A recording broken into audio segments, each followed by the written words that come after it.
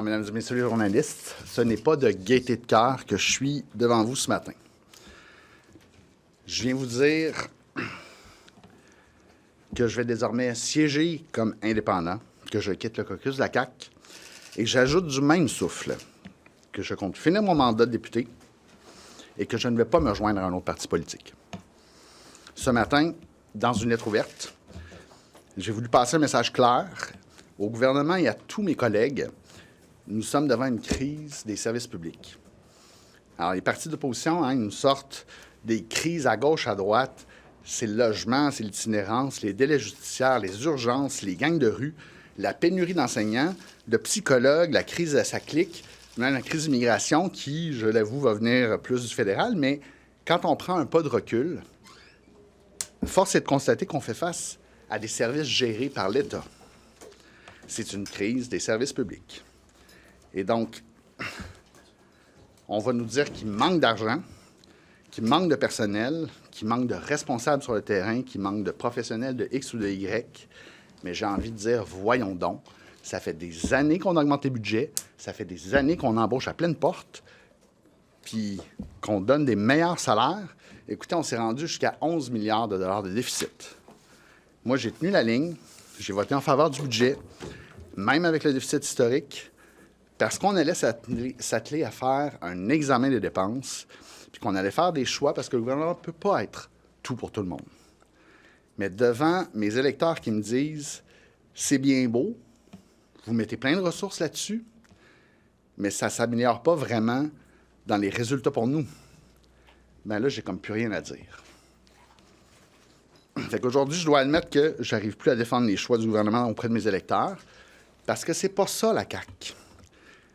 Puis moi, je suis d'avis que la CAQ tient déjà toutes les bonnes cartes dans sa main.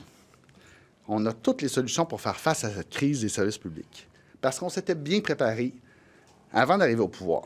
Puis moi, personnellement, depuis 2011, avant même que ce soit un parti politique, j'y ai contribué. J'ai contribué au parti politique, j'ai contribué à ce mouvement-là. Et quand j'ai fait le saut en politique active en me présentant en 2018, bien, la CAQ, c'était vraiment le parti du changement. Puis il faut se souvenir qu'au départ, c'est un projet formidable de réunir des gens de tous les horizons pour relancer le Québec, de réconcilier la fierté puis la prospérité, qui, à mon avis, vont de pair, puis enfin sortir d'un modèle sclérosé, même usé à la corde, où c'est toujours le gouvernement qui prend tout en charge.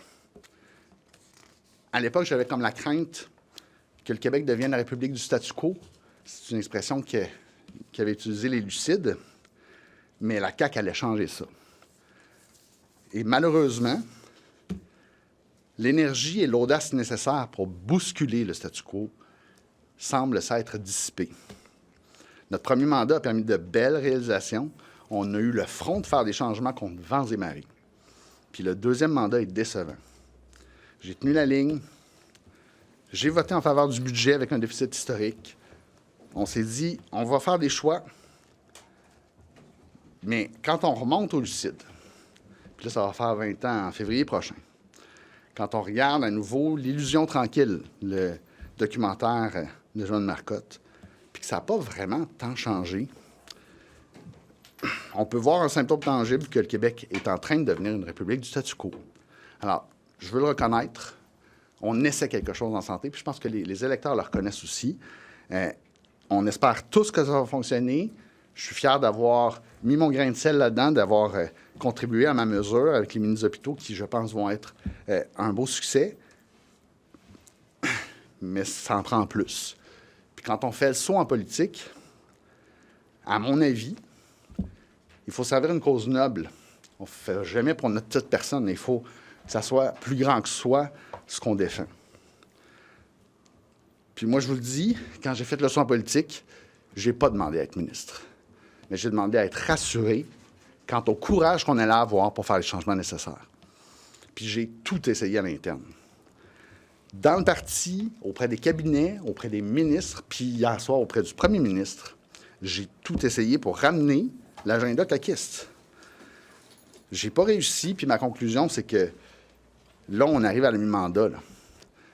On entend le tic-tac, là. Mais si je ne peux pas regarder les électeurs de Saint-Jérôme dans les yeux puis leur dire que le gouvernement fait actuellement les bons choix pour le Québec, bien, il est temps que je parte. Alors, moi, j'ai un message pour mes électeurs, puis permettez que je m'adresse directement à eux quelques instants. Dans les prochaines semaines, je veux d'abord et avant tout aller à votre rencontre. Je veux vous entendre, je veux échanger avec vous, puis je veux pouvoir répondre à toutes vos questions avec l'ouverture, avec l'honnêteté, avec l'intégrité que vous me connaissez.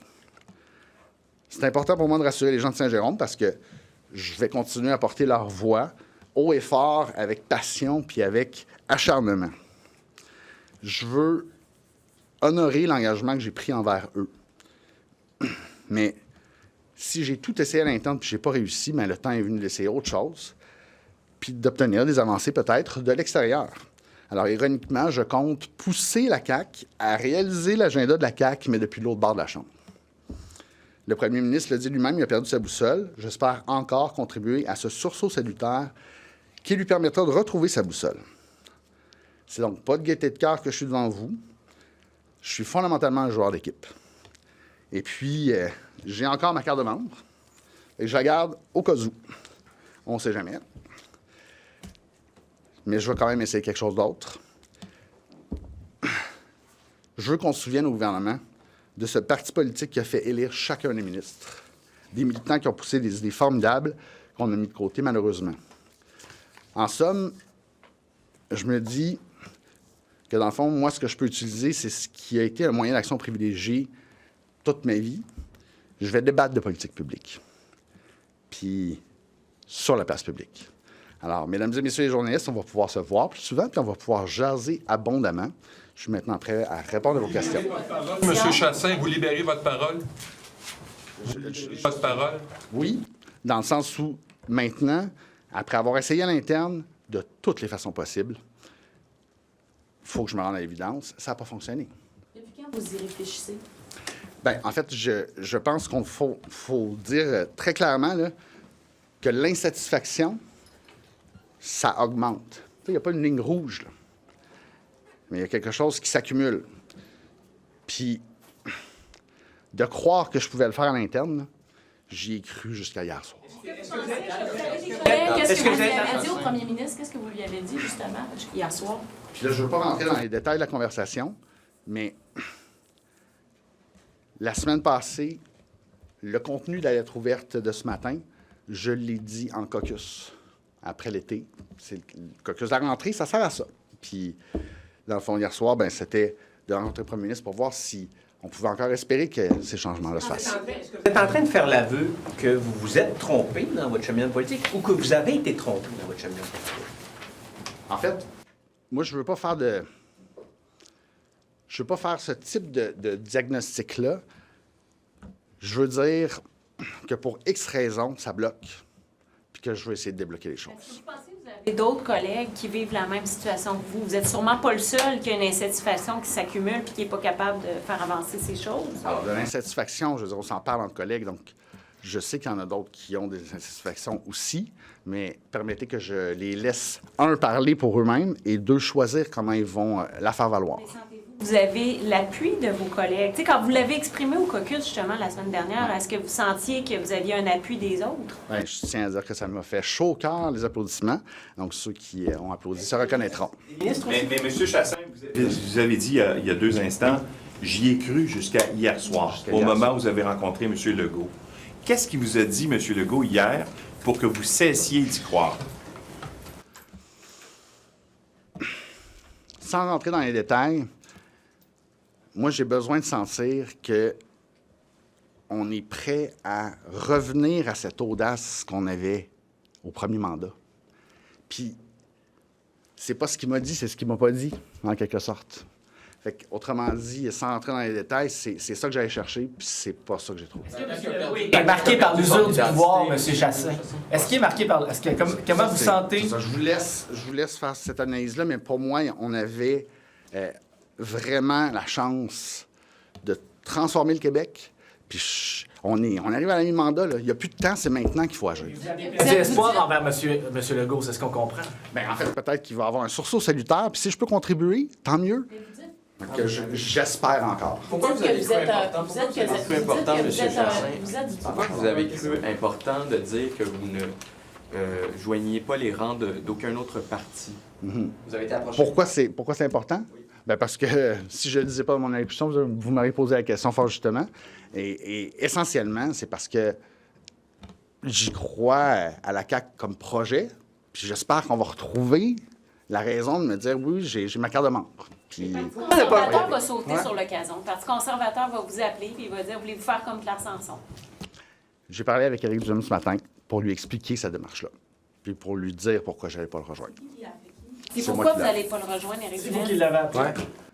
Puis là, Ben, lui, de ce que vous nous dites, puis vous le savez, enfin, vous connaissez mes convictions. Puis c'est pas nouveau. Puis vous avez pris un malin plaisir à venir me voir à chaque fois qu'il y avait un écart entre ce que le gouvernement faisait puis mes prises de position passées. Mais à tout le moins, je pense que je veux avoir l'honnêteté avec M. Duhem de lui dire exactement pourquoi, puis de vive voix, parce que comment dire, personne interposé, mais pourquoi je veux être indépendant et pas rallier un autre parti. Puis la raison, ben oui, exact. Donc la raison, c'est vraiment parce que j'ai été élu sous la bannière de la CAQ. Si je n'y crois plus, je ne peux pas rester, mais je n'ai pas été élu sous une autre bannière. Et je suis un joueur d'équipe fondamentalement. Et c'est ça qui me fait le plus mal ce matin. C'est que j'y crois, j'adore mes collègues, je veux jouer en équipe. Mais là, il manque de temps, là. On n'est plus capable. 2026, ça serait possible que vous vous présentiez sous une autre bannière? On verra. C'est encore très loin. Je vais me concentrer sur les prochaines semaines. Mais j'aime ça comme job de député, là. J'adore ça. Vous n'avez jamais pu être nommé ministre, M. Chassin. Je pense que vous ne l'avez pas caché, que vous auriez voulu vous retrouver autour de la table du Conseil des ministres. Quel rôle ça a joué dans votre décision? Permettez-moi que je prenne une petite gorgée. C'est une réponse importante. Puis je vous l'ai dit, mais je vais le répéter. Être ministre dans un gouvernement qui fait des changements, absolument. J'ai cette ambition-là, ça aurait été très, très chouette, personnellement, d'y contribuer comme ça. Mais c'est les changements d'abord. Puis s'il y a quelqu'un d'autre qui peut les faire mieux que moi, c'est correct, tant mieux. Est-ce qu'on va sortir de la République du statu quo ou non? Moi, c'est ça la question que je pose, puis c'est pour ça que je m'engage. La nomination de Mme Fréchette, qui était le dernier pas pour vous. Ah non, pas du tout. Non, moi, je pense qu'on s'y attendait, puis c'est correct. Vous êtes un libertarien. Vous êtes un libertarien, vous saviez que ça allait pas être un gouvernement libertarien. Non, vous n'êtes pas un libertarien, Non, je on suis vous décrit libertarien. comme ça. Alors, moi, si vous voulez tout savoir, puis on pourra jaser de tout ça, je n'utilise pas cette étiquette-là du tout pour définir ma pensée politique. Mais ceci étant dit, je pense que ça, c'est une autre discussion pour une autre fois. Monsieur Chassin, on est à la deuxième semaine de la session parlementaire. Vous avez passé tout l'automne. Vous avez réfléchi tout l'été. Pierre Fitzgibbon a démissionné la semaine passée. Ça a été un électrochoc pour votre gouvernement. Vous donnez un nouvel électrochoc au gouvernement en démissionnant ce matin. Pourquoi, aujourd'hui, vous décidez de claquer la porte? Vous l'avez dit, vous avez parlé au caucus, là. Vous avez été applaudi. Qu'est-ce qui fait que ce matin, vous avez décidé de publier une lettre et de vous présenter devant nous et de dire « Maintenant, je suis indépendant parce que j'ai l'impression que je vais avoir plus d'impact sur le gouvernement que d'être dans le gouvernement. » C'est quoi? La cassure est où? Elle s'est fait où? Et à quel moment? On a l'été comme député pour aller en comté puis parler à nos électeurs. Puis, je pense que c'est peut-être pour moi aussi cet exercice de confrontation, mais d'introspection, de dire il faut que je défende un gouvernement, puis j'ai de plus en plus de difficultés à le défendre. Puis, la seule façon que je vois que je vais pouvoir le défendre, c'est si on prend le bon chemin, si on revient à notre agenda caquiste. Puis c'est ce que j'ai tenté la semaine dernière au caucus. ça date pas d'hier, votre mécontentement de la Coalition Avenir Québec, et ça date pas d'hier que la Coalition Avenir Québec a plutôt viré à gauche plutôt qu'à droite selon vos idéologies politiques. Encore une fois, pourquoi ça a pris tout ce temps pour que ce mécontentement-là se manifeste comme ça? Ça fait longtemps que ça va à l'encontre de vos idées. C'est une bonne question, puis c'est des bonnes questions, hein? Vous me faites réfléchir moi aussi. Je n'ai pas nécessairement de réponse toute faite. J'ai vraiment espéré qu'on se ressaisisse, qu'on se dise, ben là, il faut absolument voir qu'on a comme été plus loin que tous les autres en dépensant plus, puis en embauchant plus, puis en donnant les bons salaires, puis en faisant les réussites, puis ça marche toujours pas. Moi, c'est un petit peu ça. On va prendre une dernière Monsieur question. Legault, est-ce qu'il y a un geste que M. Legault pourrait poser qui vous ramènerait au caucus de la CAQ? C'est une autre très bonne question. Déjà, s'il revient à l'agenda de la CAQ, ça serait une bonne chose, puis après ça, on verra. Est-ce que le Parti conservateur du Canada, c'est quelque chose qui vous intéresse, M. Chassin? Le Parti conservateur du Canada. Vous mettez une croix là-dessus? Aujourd'hui, c'est vraiment... Non, je parle pas d'aujourd'hui, là, mais dans les prochains jours. Si le parti vous appelle, s'il y a une élection, on a vu M. Lefebvre là, quitter le caucus de la CAQ pour cette raison-là. C'est ça, mais c'est pas pour ça que je quitte. Je vous rassure. What made you take your decision today to publish this open letter? There is something that happened. What is? Last week, we had our caucus to start the parliamentary session. I made my case after a summer of talking about every crisis in every public services and my electorate that was kind of adamant about the results. And we are actually spending a lot and hiring a lot, and the results are not there. So basically, I think that I made my point in my caucus.